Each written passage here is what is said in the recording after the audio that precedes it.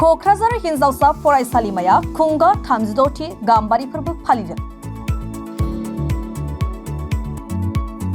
बोसोरफ्रोमबो खुंबोबाय थानाय बादिनो देग्लायबो क'क्राझार हिनजावसा फरायसालिमाया सानथामनि हाबाफारिजों मेहेरगोनाङै खुंफुंदों 36थि गाम्बारि फोरबो फालिथाय।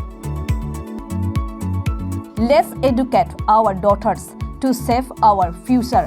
जोंनि इयुनखौ रैखाथि होनो जोंनि फिसाजोफोरखौ सोलोंथाइ होनि मोन्थोरखौ लानानै बायदि बायदि आयदाजों 6, 7 आरो 8 फेब्रुआरि सानथामनि हाबाफारिजों खुंफुंनाय बे फोरबोआ दिनै जोबथा सान। दिनै जोबथा सानाव माखासे स्ल'गानखौ लानानै मोनसे हारिमुआरि सांग्रांथि हानजा सुरदों। फरायसालिमानिफ्राय जागायनानै सदर सहरनि गेजेराव थानाय आसाम अइलसिम थांनानै फिन फरायसालिमा फारसे फैफिनना फोजोबो हानजा सुरनायखौ। हिनजावसा फरायसालिमानि मोनफ्रोमबो हारिनि फरायसुलिफोरा गाव गावनि हारिनि हारिमुआरि महर बोनानै दिन्थिनायजों लोगोसे आखायाव बेनार आरो प्लेकार्डआव माखासे सांग्रांथियारि स्ल'गान लानानै हानजा सुरनाय हाबाफारियाव बाहागो लायो।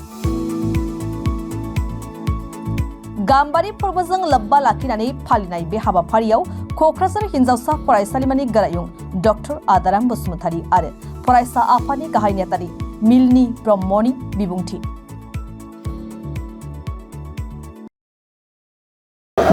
गार्ल्स कलेज क'क्राझार हिनजावसा फरायसालिमा क'क्राझार बेनि बोसोरारि फोरबो बेखौ कलेज उइक फेस्टिभेल होननानै बुंनाय जादोंमोन।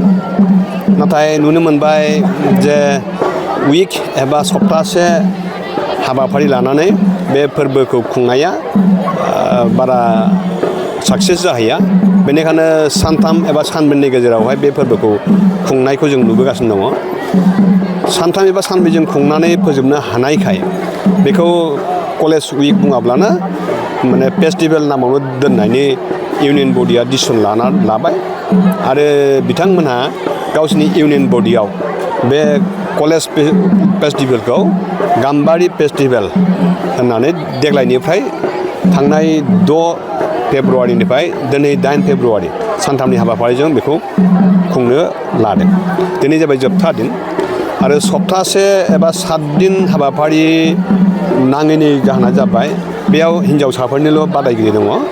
गुबुन जेनेरेल कलेजफोर बादि हिनजावसाफोरनि इभेन्ट्स हौवाफोरनि इभेन्ट्स थानायखाय बिथांमोनहा 7 दिन एबा 7 सान खुंनो गोनां जायो। नाथाय जोंनिया हिनजावसाफोरनिल' इभेन्ट्स थानायखाय 7 दिन गोनां जायैखाय सानथाम एबा सानब्रैयाव जोङो फोजोबो। दिनैनि जोबथा दिन बे जोबथा दिनावहाय बे फरायसालिमायाव फरायनाय सोर फरायसुलिफ्रा बबे हारिमुनि सुबुं बेखौ दिन्थिनो थाखाय सुजुग होनाय जादों। बेनिखायनो बेयाव डिपार्टमेन्टफोरखौ गावबा गाव माने हारिमुजों बे हारिमु हान्जा बाहागो माबायाव दिन्थिनायावहाय बाहागो लानो बिथोन होनाय बादियै डिपार्टमेन्टनि गासैबो फोरोंगिरि बिथांमोनहा बेयाव बाहागो लादों, फरायसुलिफोरा बाहागो लादों। बेनिखायनो आङो जोंनि फोरोंगिरिफोर आरो फरायसुलिफोर आरो इउनियन बडिनि बिबानगिरिफ्रा बे हाबाफारियाव बाहागो लानायखौ नुनानै आङो खोब गोजोननाय मोन्दों। बिथांमोननो गोजोननाय बावहरबाय, मोजां मोननाय बावहरबाय आरो फरायसुलि साफ्रोमनोबो अननाय बावहरबाय। बेयाव जों नुदों, आं नुदों जे जोंनि फरायसुलिफ्रा मोजाङैनो बाहागो लादों।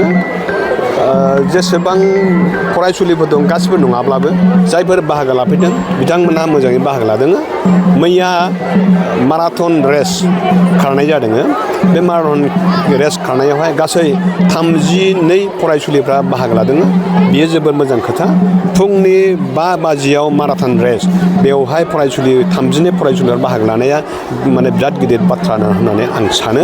बेखौ लानानै आं गौरब सानो। आरो दिनैनि बे कालचारेल रेलियाव नङाब्लाबो 500 फरायसुलिफ्रा बाहागो लादों।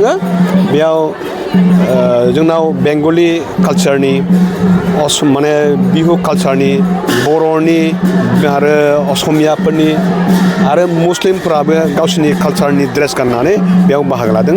आरो गुबुन गुबुन डिपार्टमेन्टफोर पलिटिकेल साइन्स, इक'नमिक्स, हिस्ट्रिफ्राबो गावसोरनि साबजेक्टजों गोरोबनाय भारतारि माने टीमनि सायाव एजेन्डा लानानै दिनैनि बे कालचार रेलियाव बाहागो लादों बेनिखायनो आं सानदों आरो बेखौ फोरमायनो नागिरदों दिनैनि कालचारेल रेलिया जाफुंसारै जोबलांबाय साक्सेसफुलि बेयो जोबलांबाय बेनि थाखाय आङो बयनिखौबो माने थेंक इउ हरबाय आरो मेडिया बिथांमोनखौबो जाय मेडिया पार्सननि बिथांमोनहा जोंनि बे हाबाफारिखौ काभार खालामनो एबा दिन्थिनो माबानो फैदों खेबनो फैदों बिथांमोननिसिम आङो साबायखर बावहरबाय पुलिस बिफान जाय पुलिस बिफाना जोंनि बे हान्जा सरनायखौ सिकिउरिटि होबाय बिथांमोननोबो आङो साबायखर बावबाय जोबनायाव आङो बयनोबो साबायखर अननाय बोर बावहरनानै आंनि बे जोंनि रेलिनि सोमोन्दै सुंद' फोरमायनायखौ बेयावनो फोजोबबाय